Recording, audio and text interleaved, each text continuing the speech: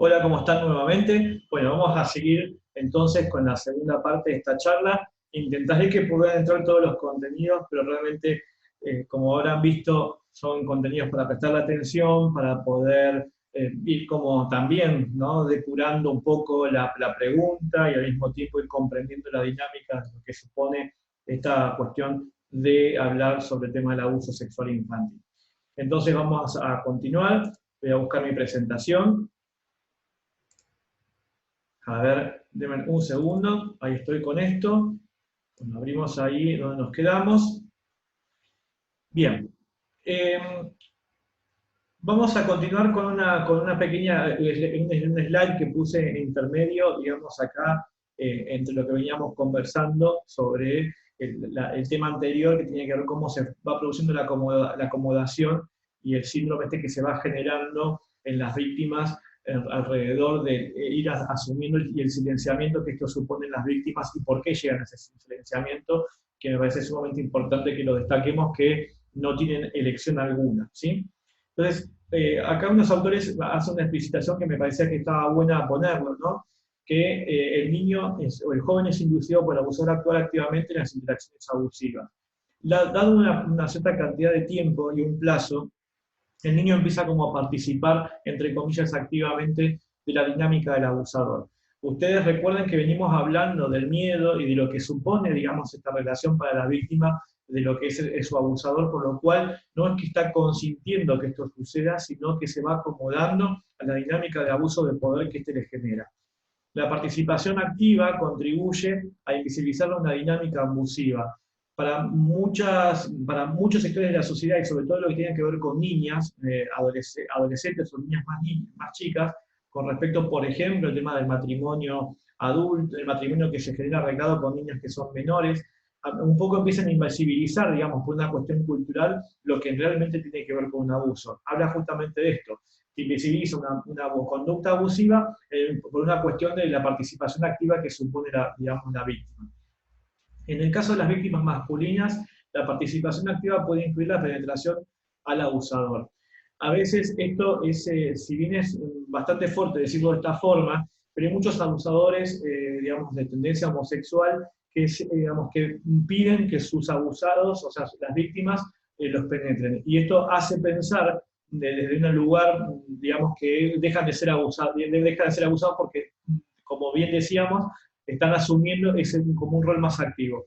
En este punto, digamos, no estamos, volvemos a insistir, seguimos hablando de abuso porque hay una dinámica de poder y miedo que se va instalando en la víctima para poder llegar a ese punto, ¿sí? Recuerden que está toda esta cosa coercitiva que hace el abusador y no deja pensar, no deja, digamos, teniendo en cuenta que es parte de la dinámica perversa que genera. Entonces, por otro lado, dice, favorece un mayor entrapamiento de la víctima, dado que aumenta la sensación de culpa y complicidad, y por tanto dificulta aún más revelar el pedido de ayuda. Esta es la parte más compleja de lo que pasa una persona abusada. Una vez entrado en esa dinámica, realmente cuesta y mucho, digamos, poder de alguna forma seguir adelante y, digamos, y poder denunciar o acudir a alguien, porque termina tan entrampado, tan metido en esa dinámica que no ve otra salida, ¿no? Entonces, estos autores dicen, bueno, que hay que diferenciar la excitación del deseo sexual, aceptación y consentimiento y participación y responsabilidad, ¿sí? Es decir, acá está señalado que ninguna de las tres cosas está sucediendo, digamos, dentro de la participación respecto del abusado víctima respecto al abusador, ¿no? Recuerden este triángulo invertido de lo que supone, digamos, ¿no? Todo el contexto de la afuera respecto entre el abusador y su víctima, donde el tercero o puede silenciar o puede ser cómplice, ¿no? Y a partir de esto es que justamente aparecen todos estos marcos teóricos. Espero que se haya comprendido esto y vamos a continuar entonces con el próximo punto, que tiene que ver justamente con la divulgación tardía y poco convincente de las víctimas. Bien, últimamente estamos viendo mucho esto, sobre todo en el tema de los criterios, digamos, de juicio, los criterios sociales, o también las denuncias públicas que se van generando alrededor de los abusos, como tantos casos hemos visto este último tiempo, a partir del tema de casos del tema Faldín y D'Artés. A partir de ahí ha habido una ola de denuncias, ¿sí? Donde, digamos, si bien mediáticamente tuvo un gran impacto lo que sucedió en el colectivo, digamos, de actrices, Ustedes recuerden que hace unos cuantos años atrás, calculo unos 14, 15 años, no sé si un poco más, hay una ley que se llama la famosa Ley Piazza, digamos que se llevó a diputados y se votó, donde por primera vez se podían hacer denuncias después de una cierta cantidad de años, digamos, que habían ocurrido los abusos. Digamos, ahí en este punto, y todavía la ley, digamos, no permite, y en este caso puntualmente, dentro del marco legal, esto lo puede decir nuestra abogada amiga, pero, digamos, no permite estas denuncias hacer, digamos, un juicio que tenga que ver que sea carcelable, digamos, el abusador. Simplemente es como una búsqueda de reivindicación que es necesaria justamente para las víctimas, ¿sí? Pero bueno, a partir de la ley Piazza se llamó esto por todas las denuncias que generó Roberto Piazza, famoso diseñador. Entonces, posteriormente viene todo este caso mediático que hizo que realmente a partir de ahí se hicieran una siguiente, digamos, la gente, las mujeres se empezaron a animar de los abusos que sufrieron en su infancia y demás, en su adolescencia, pero lo que realmente fue un cambio paradójico y paradigmático dentro de lo que tiene que ver con la relación de abusos es cuando empezó a dictarse la educación sexual integral dentro de las escuelas. Ahí sí, realmente cuando se empezaba a trabajar el tema de los límites del cuerpo y demás, muchas niñas y niños pudieron empezar a expresar que estaban siendo abusados en ese momento. Realmente esto es como un dato a tener presente, porque también somos parte de esta sociedad educando en valores, y entonces es necesario que tomamos justamente esta posibilidad, digamos, ¿no? De poder ser consecuentes para poder ayudar en lo que es la dinámica de prevención, y lo vamos a ver en un ratito. Entonces, decía todo esto porque las víctimas denuncian tardíamente o son poco convincentes a la hora, ¿no? Generalmente. Lo importante es que estos casos obviamente llegan, se judicializan, ¿no? Hay un grupo de peritos, un grupo de psicólogos, trabajadores sociales, que van a hacer las entrevistas correspondientes. Estas entrevistas, ya sean, si se trabajan con niños, porque, digamos, se hace una denuncia, los niños trabajan en lo que se llama cámara Gesell. Para que ustedes se den cuenta, una cámara Gesell es una habitación vidriada con un vidrio espejo, de un lado está el terapeuta que va a asistir, el niño, ¿no? Y el trabajador social, y del otro lado del vidrio el niño sabe que está su mamá y que hay otros adultos del otro lado, para que pueda sentirse cómodo hablando de lo que sucede. A través de una entrevista que está pautada, se le hacen determinado tipo de preguntas para que el niño pueda sentir la confianza de poder contar, digamos, lo que le sucedió o cómo cree que le sucedió, teniendo en cuenta la edad, la forma, digamos, se trabajan de distintos tipos de entrevistas que no, digamos, los psicólogos no revelamos, digamos, en la técnica, básicamente porque es específicamente para poder detectar si, digamos, la situación de abuso. De todas maneras, siempre vamos a recalcar que cuando un niño cuenta o relata algo en relación a una dinámica abusiva, siempre se le cree, siempre se le cree. Entonces, en los abusos en su mayoría nunca son divulgados, porque los casos reportados son la excepción, no la norma, ¿sí? Es decir, no significa que hay pocos abusos, sino que no todos llegan a denuncia por las dinámicas de poder que hay detrás de esto y silenciamiento. En la niñez usualmente la divulgación es casual o el abuso es descubierto por un tercero. Esto suele pasar, digamos, porque a veces alguien vio, escuchó o lo que fuere, y puede darse de esa manera, pero nunca, digamos, es la norma lo que hace que esto se denuncie. En la adolescencia, el joven son un poco más capaces de reclamar una vida propia, y entonces y a lo mejor toman distancia de su abusador, o tienen, tienen un respaldo de carácter o de norma a través de, o una cuestión sintomática que puede darse a través de alguna cuestión psicológica, o bien han cambiado las circunstancias familiares que permitan que ahora puedan hacerlo. A veces los adolescentes con la separación de los padres denuncian los abusos, etcétera, etcétera, etcétera. Podría darse distintas dinámicas, pero lo cierto es que no es que se descree las víctimas por estas cuestiones que tengan que ver con el miedo instalado, la inseguridad instalada, la soledad de los chicos muchas veces hace que no tengan otros referentes para poder hacer, y ustedes además piensen, en algún momento confían en algún adulto y ese adulto abusó de ellos, por lo cual podrían confiar en otro en respecto a sus verdades, y hay muchos de ellos, como me ha pasado a atender casos, hasta han sido desmentidos por sus propias madres o sus propios padres respecto a lo que ha sucedido por resguardar una situación social o familiar, ¿sí? Entonces, ¿qué sucede con los jóvenes? Los y las jóvenes tienen algún secreto a partir de un conflicto de autonomía con el abusador. A veces aprovechan para poder plantear determinados tipos digamos, de cuestiones adolescentes, y en el medio de una discusión, una pelea, surge la verdad. Muchas veces pasa que el abusador se pone celoso frente a los nuevos contactos sociales del adolescente y exacerba estos intentos de control y la víctima, mientras tanto, deberá el abuso para liberarse de ese dominio. Esto es muy frecuente en la adolescencia. Dinámicas abusivas que llevan muchos años, que habrán arrancado previo en la prepubertad, entre los 9 y 10 años, y se extienden hasta los 13, 14, 15, o más a veces, digamos, empiezan a revelarse estas cuestiones, ¿no? Porque a veces el abusador genera como un vínculo con su víctima, casi de enamoramiento perverso, ¿sí? Vuelvo a poner la palabra perverso cada vez que puedo, porque entiendan que esto es algo, digamos, que si bien no es propio de una patología, habla de una dinámica de personalidad, que es una persona que, como abusadora, que se excita justamente por tener el control de niños de manera sexual u otras maneras que después vamos a ver, ¿no? Entonces, por eso aparece ahí una dinámica media como relacional, de vos sos mía, ¿no?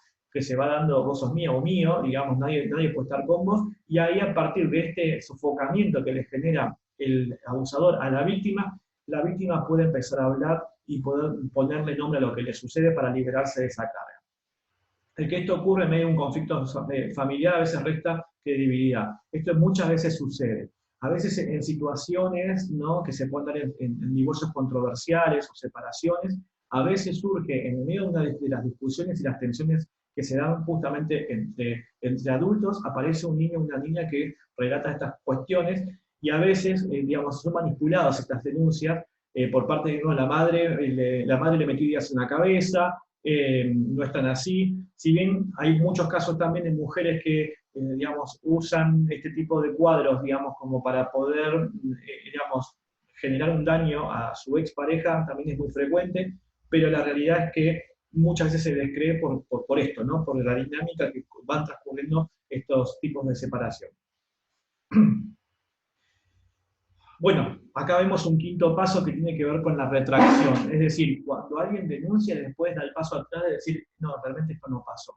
Y esto también es parte de lo esperable dentro de las dinámicas que sufren las víctimas. En la víctima surge la culpa y la obligación de preservar estabilidad y unidad familiar, de mantener su palabra porque si no destruiría todo eso. Muchas veces, la coerción viene por las cuestiones económicas. A veces las familias pasan situaciones digamos, penosas respecto a lo económico y la víctima sabe que si denuncia y el padre se tiene que ir, o el padre, el padrastro o el quien sostiene la casa se tiene que ir, hay toda una cosa que se destruye, por eso, digamos, a veces digamos, se retrae de lo que dijo. Porque muchas veces sucede que lo dice, entonces se genera todo un caos y después dice, bueno, no es tan así en realidad. Pero no significa que no pase o que haya mentido. En el medio del caos generado por la crisis de divulgación, el niño o la joven confirma que todos los pronósticos catastróficos relativos a la relación eran ciertos. Es decir, ustedes se acuerdan que en el video pasado les contaba que digamos, un poco el abusador en su dinámica va como metiendo miedo, va diciendo va a suceder tal cosa, va a pasar tal otra, y van a generar, digamos, entonces muchos creen que muchas de esas amenazas se empiezan a cumplir. Entonces por eso también sucede que alguna víctima pueda decir esto no sucedió, ¿sí? Esto es muy frecuente también y realmente doloroso, ¿no? Pero digamos, dentro de los estudios que se van haciendo de las dinámicas abusivas y, digamos, y las personas que han sido víctimas de, digamos, de abuso, esto es muy frecuente. ¿Qué sucede? Bueno, en el contexto de la crisis, la presión de los adultos y la falta de apoyo se desdicen respecto de cualquier cosa que haya dicho en relación al abuso sexual sufrido y confirman que no deben quejarse. Entonces aparece de ahí el quinto paso, que es la adaptación, y ahí termina este proceso, ¿sí? Entonces, hemos visto 5 pasos, ¿no?, de lo que le sucede a una víctima de abuso.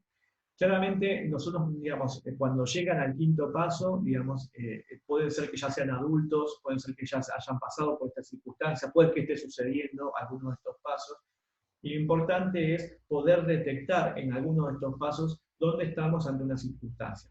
En un ratito vamos a ver justamente lo que tiene que ver con la prevención, porque es importante la observación que hacemos de los niños en estos puntos, ¿sí? Yo les voy a contar algunas dinámicas que se pueden dar en niños abusados. No son matemáticas, quiero que quede bien claro que lo que voy a comentar en un ratito nada más no significa que si está sucediendo eso, automáticamente esto significa que hay un abuso. Nosotros no salimos a cazar brujas, no estamos para eso, simplemente tenemos que en nuestro rol de educadores ser responsables, ¿no?, y del cuidado de la niñez en este sentido, ¿no?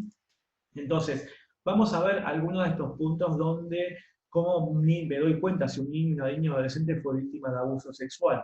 Recuerden, pudo haberlo estado pasando, pudo haberlo pasado, se puede despertar posteriormente en algo que sucedió en su primera infancia.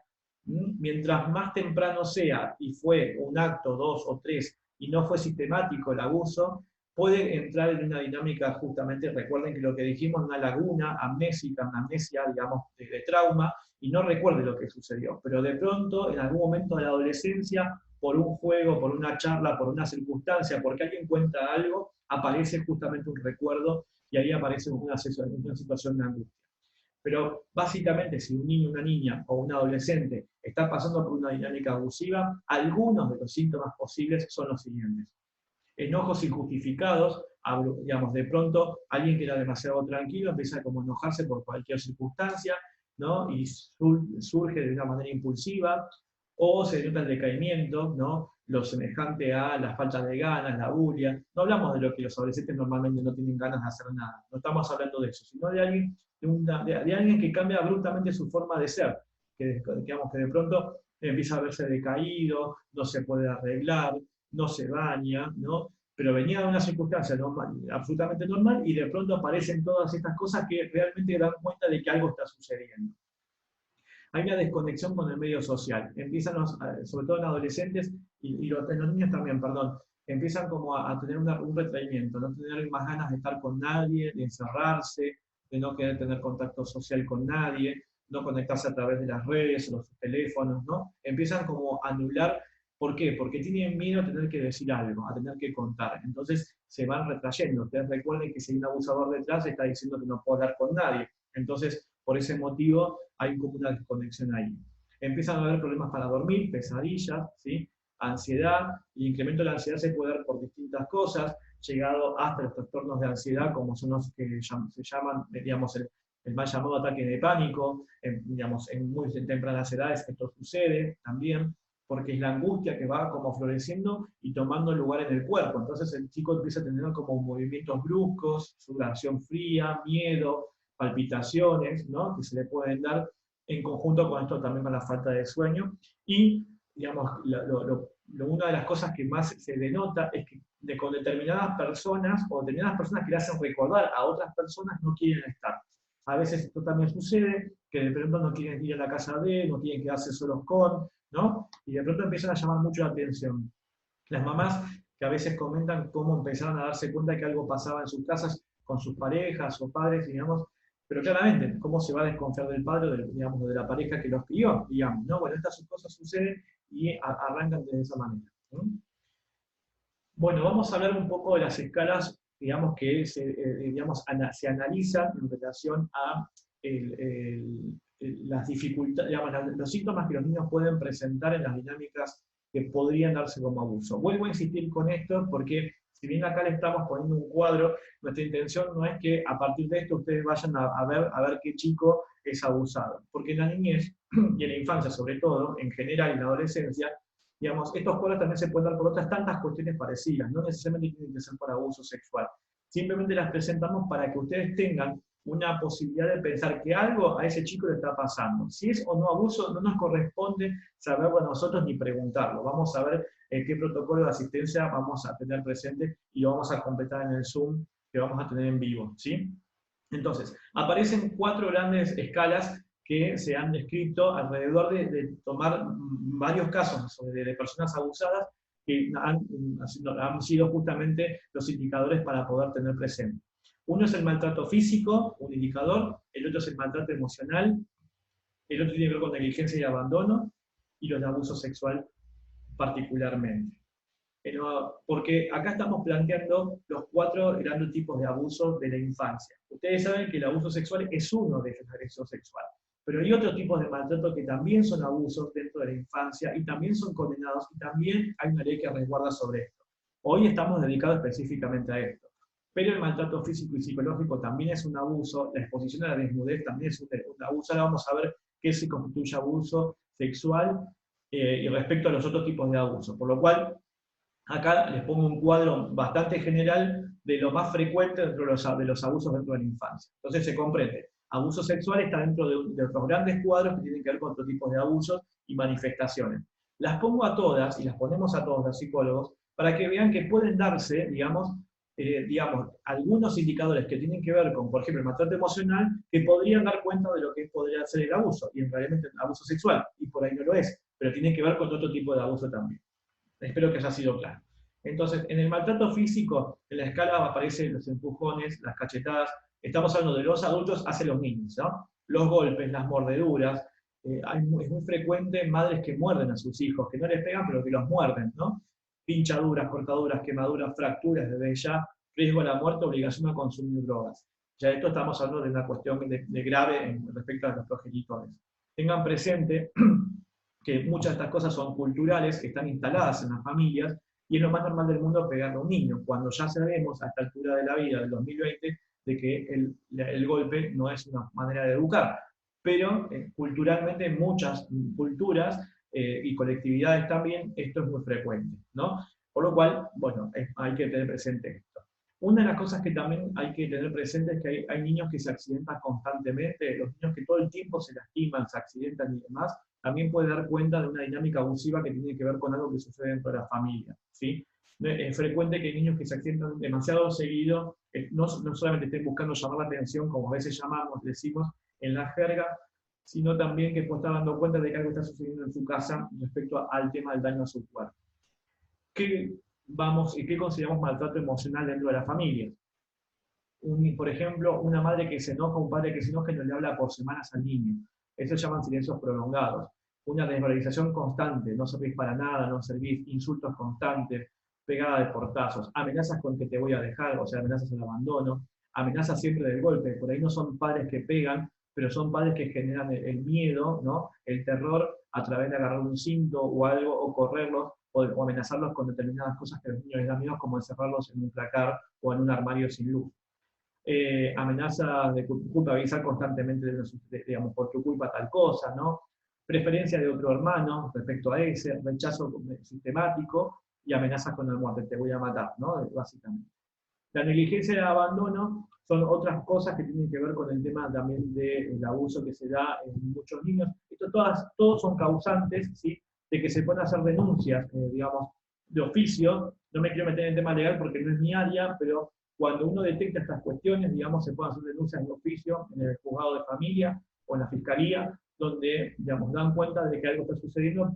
A ver, no significa que sea condenatorio de los padres ni que esos niños van a ser alejados de los padres. Muchas veces el sistema, por más lento que sea, interviene a través de su equipo de profesionales para poder generar un puente, digamos, de tratamiento obligatorio por parte de ese familiar, o esa madre, o ese padre, para que ese niño esté en mejores condiciones. De ninguna manera siempre va a ser la primera opción sacar a ese niño de la familia, ¿se entiende, no? De todas maneras, esto lo vamos a ver un poco en protocolo. ¿Cuál es la negligencia? Bueno, no abandonar al niño en la escuela, falta de cuidados físicos, falta de supervisión, el niño anda todo el tiempo por la calle, abandono en la vida pública, abandono se puede dar porque no lo bañan, no lo alimentan, no lo visten, también no está acá, pero también puede darse, y demás. Ahora sí vamos a llegar a las sospechas de abuso sexual, ¿sí? La sospecha de abuso se da por distintas cuestiones que ahora yo las quiero como comentar en respecto a esto. El exhibicionismo y voyerismo por parte de adultos a esos niños es abuso sexual. Participación de un material fotográfico significa haber participado de una filmación. El toqueteo y el manoseo es abuso sexual. Masturbación de cualquiera de los estilos es abuso sexual. Una penetración digital. Digital significa con el dedo, ¿sí? Penetración anal o vaginal, ¿no? Todas estas cuestiones y la exposición a la desnudez de un adulto respecto a un niño, digamos, simplemente porque es así, digamos, como sucede muchas veces, también es considerado abuso sexual infantil. Los niños no hablan de la sexualidad abiertamente y demás, ¿sí? Los niños que están expuestos a pornografía, por ejemplo, que pueden contar como si fuera algo jocoso, que normalmente aparece mucho esto porque lo ven un hermano mayor y demás, también pueden hablar de una dinámica abusiva. El niño no comprende lo que está sucediendo, es demasiada información para su cabeza, entonces por ese motivo no está pudiendo como entender lo que está sucediendo y por eso lo relata y lo cuenta. Por eso siempre le creemos a un niño cuando cuenta esto. ¿Cuáles son las conductas específicas que los niños pueden desarrollar a través del abuso? Como vimos recién, el decaimiento, la falta de empatía, el llorar constantemente, son manifestaciones sintomáticas. A veces una conducta demasiado sexualizada del niño también puede dar cuenta de que algo está sucediendo, ¿sí? A veces tiene que ver con tocar a un compañerito en una determinada zona que no es habitual, entonces en ese sentido estamos viendo que algo está sucediendo, hay algo de, digamos, que el niño está repitiendo, el niño repite porque no puede entender por ese motivo, que está, digamos, generando ese tocamiento con un compañero, ¿no? No es simplemente curiosidad. Recuerden, la curiosidad tiene que ver con ver la desnudez, pero cuando ya se trata de tocar, se trata de avanzar al otro en su propio cuerpo, es porque el niño probablemente está sumido en una misma relación con otra persona, que puede también ser un adulto, y podría dar cuenta de un abuso también. ¿No? Bueno, esto es una de las conductas. Otro modo, digamos, que los niños tienen para poder expresar lo que les pasa es a través del juego. ¿Sí? Los niños pueden agarrar objetos y simular unas situaciones que son no esperables para un niño. Todos nos hacemos, no hace falta que cuente relatos, pero un niño que de pronto juega con una cuestión fálica, o que juega con muñecos, ¿no? O que juega con autitos, o que juega con lo que fuere, digamos, simulando situaciones sexuales, puede ser una dinámica de abuso. Recuerden que el niño también pudo haber visto una relación sexual adulta, porque la espió, porque fue expuesto, porque en muchos contextos, a veces de pobreza, generalmente los niños duermen con sus padres, y entonces los padres creen que el niño está dormido, y entonces puede dar cuenta de que algo está sucediendo. Si bien técnicamente no es algo denunciable como un abuso sexual agravado, digamos, ahí sí hay exposición de adultos teniendo relaciones ante un niño y puede ser una dinámica abusiva o negligente, ¿sí? En ese punto. Particularmente también están los dibujos. En el taller que yo doy habitualmente, digamos, el taller es mucho más largo, acá estoy con una cuestión de tiempo concentrando varias cosas, muestro dibujos que tienen que ver con niños que han sido abusados y que han sido, digamos, de parte de protocolos judiciales, pero para que hagamos como un paneo general. Los niños dibujan todo el tiempo y juegan todo el tiempo, por lo cual van a ser las dos maneras que vamos a poder detectar lo que está sucediendo. Entonces, dibujos de, obviamente, miembros fálicos o situaciones de desnudez absolutamente explícitas o escenas explícitas de sexo entre personajes, o cuando dibujan, por ejemplo, digamos, dibujan genitales, siempre claramente, o dibujan cuestiones fálicas, es cuando dibujan penes por todos lados, pero disfrazados de árboles, por ejemplo, ¿no? Aparece. Dibujos sin color, dibujos oscurecidos, negros, dibujos tachados, caras tachadas, por ejemplo, ¿no? O tachado la parte, digamos, de los miembros genitales.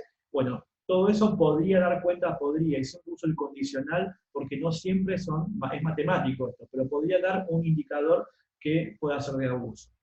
Entonces, a partir de ahí, estamos viendo un poco un panorama general de que tiene que ver con las dinámicas abusivas. Aprovecho los últimos minutos para contarles que hay otras dinámicas de abuso que están relacionadas con estos 5 pasos que acaba de comentar. No necesariamente tienen que ver con abuso sexual, pero sí tienen que ver con abuso en general, ¿no? Porque la dinámica es exactamente la misma. Hay una relación de poder, una victimización, una mentira, culpa y el silenciamiento de la víctima. Siempre aparecen estas mismas dinámicas en todas las dinámicas abusivas.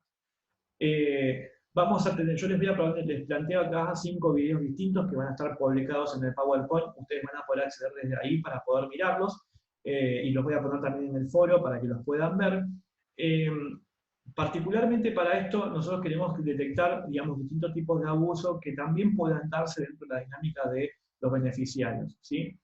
Hoy hablamos de abuso sexual infantil, porque era uno de los grandes temas que tenemos que ver y que nos abren la puerta para los otros tipos de abusos menores, pero aún así necesarios, como es el grooming, ¿no? Que es digamos, el grooming es el acoso cibernético, ¿no? De seducción, ¿no? Digamos, a una persona, ¿no? Después está el bullying, que son compañeros o pares que acosan, ¿no? Digamos, y de alguna manera acosan de manera violenta a un par.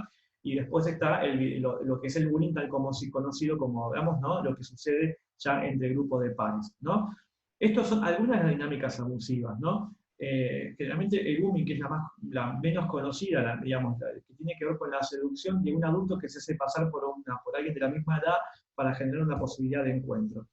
Nosotros estamos planteando estos 5 videos, hay muchísimos más en YouTube, en Internet, son cortos que hemos seleccionado para poder dar un ejemplo con respecto a esto. Como están muy claros, no los vamos a explicar, pero también son dinámicas justamente que pueden darse de abuso, y que claramente tienen que ver con la charla que tuvimos hoy en estos 2 videos. Antes de terminar, Bueno, seguramente van a tener muchas dudas, van a tener, digamos, seguramente muchas preguntas en relación a lo que es las situaciones, digamos, de abuso en general. Nosotros queremos trabajar primero en la prevención y dejar un mensaje muy claro. Nosotros como educadores, digamos, tenemos la responsabilidad de poder observar. ¿Sí? Nosotros observamos a través del juego y la relación que se va dando de ese niño o esa niña en su dinámica de grupo. Y no hay nada más poderoso que la observación. De ninguna manera nosotros generamos una tensión o está en nuestra tarea tener que, digamos, hacer una denuncia sin una debida asesoría.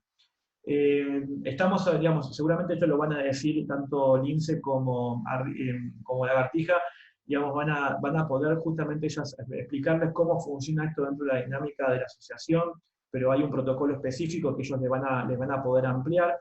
Técnicamente, desde el marco de lo legal, todas las personas podemos hacer denuncias, ¿sí? Pero claramente tenemos que estar, digamos, bien asesorados. ¿Por qué? Porque hay una persona en el medio de todo esto que es la víctima, ¿sí? Vemos muchas dinámicas que todo el mundo se hace frente cuando vamos y prendemos fuego en una casa, digamos, no es que la prendemos fuego nosotros, digo, pero hablo como sociedad, ¿no? Es tan doloroso lo que genera toda la circunstancia, es que tomamos por manos propias digamos, quizás la posibilidad de poder, ¿no? Dar digamos, al damnificado poder darle algo, ¿no? Es decir, digamos, tomamos represalias nosotros y como si fuéramos jueces, digamos, y no lo somos, ¿sí? Primero hay que pensar de que detrás de todo esto hay una persona que está sufriendo. Entonces, cualquier cosa que hagamos es exponer a esa persona que ya por sí ha sido abusada. Entonces, lo primero que hay que hacer es cuidar a las personas, cuidar a la víctima, cuidar a los niños, porque no es víctima solamente. Hay una persona detrás con valores, con sueños, y que seguramente van a hacer mucho acompañamiento psicoterapéutico, acompañamiento familiar, para poder justamente salir de esa circunstancia y esa situación. Mientras más temprano sea la atención psicológica, es decir, si ocurre dentro de la infancia y dentro de la infancia se resuelve la situación de denuncia y hay atención psicoterapéutica, más posibilidad de tener un desarrollo normal sin daño psíquico a lo largo de la vida. Cuanto más tarde se denuncia y más tarde se atiende, a veces me pasa mucho en el consultorio que vienen por cualquier otra cuestión y de pronto terminamos hablando del abuso que han sufrido en su infancia mujeres y varones, ¿no? Porque realmente genera un daño que, digamos, que han robado su infancia, ¿sí? Le han robado una parte de su infancia. Después de un abuso, ya jugar, hacer distintas cosas que hace un niño no es lo mismo. Lo hacen, pero no es lo mismo. Sienten que algo les pasó y algo se quebró en ellos. Entonces, cuando ya llegan como adultos, por eso trabajamos tanto en la prevención, digamos, hay que saber muchas cosas y eso cuesta, no es imposible, cuesta. Pero de alguna manera la atención psicoterapéutica, por lo menos yo confío y a lo largo de mi experiencia, que se puede acompañar, que se puede también sanar, que se puede también perdonarse y perdonar, porque lo primero que le pasa a una víctima es el tema del autoperdón. No puede perdonarse, no puede haber hecho nada como si hubiera tenido posibilidades o herramientas para poder hacerlo. Pero bueno, eso ya queda para otro tipo de charla. Estamos nada más que trabajando poder detectar en alguna manera como un semáforo en cuestiones del abuso, y esto está relacionado con el primer video, cuando ven justamente estos semáforos de lo que es un conflicto, un problema y un trastorno. Bueno, ahí detrás de todo eso podría haber una dinámica, digamos, de que el niño esté, digamos, viviendo a través de estos 4 ejes que le acaba de mencionar sobre el tema de maltrato físico, emocional, negligencia o abuso sexual dentro de la infancia. Con esto tenemos como distintas herramientas para poder nosotros, de una manera muy sintética, decir dónde estamos parados ante la circunstancia de que un niño pueda vivir. Para eso justamente queríamos generar esta primera aproximación. ¿Cuáles son los protocolos de atención? Bueno, en principio, digamos, nosotros no intervenimos de manera directa, siempre vamos a buscar una asesoría. No lo hacemos de forma directa. Nosotros como animadores, como educadores, no estamos ahí para, digamos, para poder generar todo algo que no podamos manejar y donde se vuelva a revictimizar a la víctima. Entonces tenemos que ser absolutamente cuidadosos de la intimidad. Muchos niños pueden contar estas circunstancias porque creen en el adolescente, porque creen en su dirigente, en su educador, digamos, que tienen un vínculo de confianza, y esto lo sabemos muy bien, que los niños se acercan mucho porque buscan eso que en la familia a veces no encuentran. Entonces tenemos que ser absolutamente cuidadosos. siempre consulten, siempre vayan a alguien que pueda ayudarlos, a un psicólogo, un abogado, un trabajador social, alguien que pueda orientarlos de manera adecuada, ¿sí? Y entre muchos, digamos, poder acercarse a la mejor posibilidad. Pero siempre, siempre hay que actuar. No hay que dejar esto, digamos, bueno, no sé qué hacer, mejor no digo nada, porque si no nos transformamos en ese tercero que silencia, en ese triángulo invertido, donde nosotros podemos ser ese tercero que no ayudemos a las víctimas. Entonces, nosotros tenemos un valor por la vida y siempre defendemos la vida dentro de lo que es el escultismo, por lo cual siempre tenemos que estar del lado de las víctimas. Bueno, nos vamos a encontrar en el vivo, en el Zoom, seguramente esto va a despertar un montón de preguntas, inquietudes, de manera personal, a través de los medios que tenemos para poder comunicarnos, podemos acercarnos de esta manera a la consulta. Intentaré, de mi rol profesional como psicólogo, poder dar respuesta a todo, pero bueno, recuerden que tenemos un tiempo bastante limitado y simplemente era un disparador. Hay un montón de material y páginas y asociaciones que trabajan sobre el tema de abuso, búsquenlas, para que ustedes puedan llegar a tener tener otras herramientas para poder manejarlo si les interesa el tema. Hay un montón de material disponible también, y parte de esto va a tener que ver con el trabajo final cuando se los comentemos en estos próximos días. Así que bueno, les espero que haya sido claro, sé que hablé muy rápido, pero quería que ocuparan la menor cantidad de tiempo, así ustedes podían poder llegar a todo el material de una manera sintética. Bueno, espero que encontrarnos entonces el día jueves a las 8, ahí en vivo nos vamos a encontrar. Que tengan muy buen día, buenas tardes o buenas noches, según cuando miren esto. Hasta luego.